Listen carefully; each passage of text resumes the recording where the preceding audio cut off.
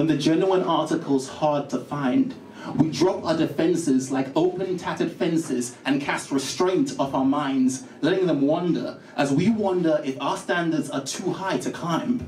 Unknowingly, we create the choicest opportunity to meet our new best friend called compromise. When our ironclad patience starts to rust and wear thin, compromise usually comes calling. It's when we admit the limitations of our ability and reveal that dirty word we don't like, our vulnerability. We crave the sensation of elation from a preferred situation, but sometimes that dirty V word makes it easier to turn to false comfort and harder to defer gratification. Because 100% hasn't rocked up yet, we settle for something much worse. We accept 80, 50, or 20%. We accept a camouflaged counterfeit. These fakers don't show up with the phrase, "I am a counterfeit," plastered on their foreheads, announcing their presence with Shakespearean aplomb, shouting, "I am said counterfeit, avoideth me well. I exist to distract thee and make thy life hell." No, the name of their game is subtlety, and boy do they play it well. Said counterfeit is sultry, it's shiny, it's easier, it's tastier, or so we think. We're so parched from the waiting place and dying for a drink. Even biblically it states, hope deferred makes the heart sick. So we get one sweet counterfeit mojito and drink ourselves sick.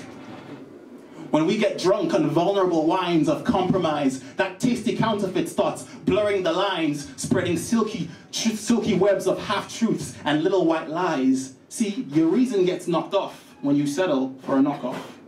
The lover, the lifestyle, the location, the vocation, it's all the same. All can be tainted by the compromise game.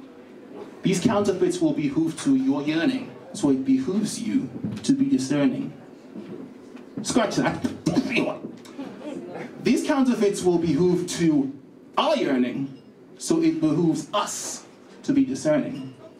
Yeah, easier said, mate. How can I not stretch the truth on my CV and just ignore those six-figure salaries that will promise me a vacation in Rio and will make my barren wallet pregnant with De Niro at the cost of your integrity? Maybe, but how can I not stare at certain features of the foxy brunette at the office with the green eyes that make a brother go, ah, and oogle at her hourglass frame and her chiseled Latina features that make a brother want to go, at the cost of your purity/virginity? Perhaps, but how can I not just ignore that big fat loan check that promises to get my outstanding bills in check and will open the door to Prada sneakers and an iPod dock with speakers at the cost of your financial buoyancy? Well,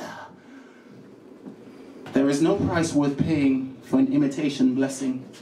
Sometimes the price you pay isn't one you immediately see.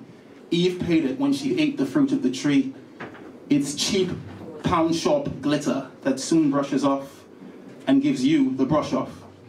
You wake up one day and the concubine turns out to be a porcupine full of thorns. And those Prada sneakers you killed for have left your toes with corns.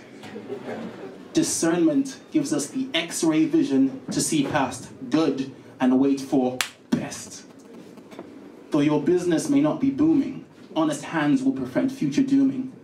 Though the chocolate cheesecake induces drooling, remember that swimsuit season is looming, or was looming, we're in winter now. So hold fast to those sacred standards. Standards of purity, integrity, credibility. Standards which the world doesn't seem to esteem very highly. You may well think you've lost, but it's worth counting the cost. You may well go without. You may well work through the pain, but it's worth knowing that you are losing to gain the real deal that's still on its way. Thanks, guys. You've been great.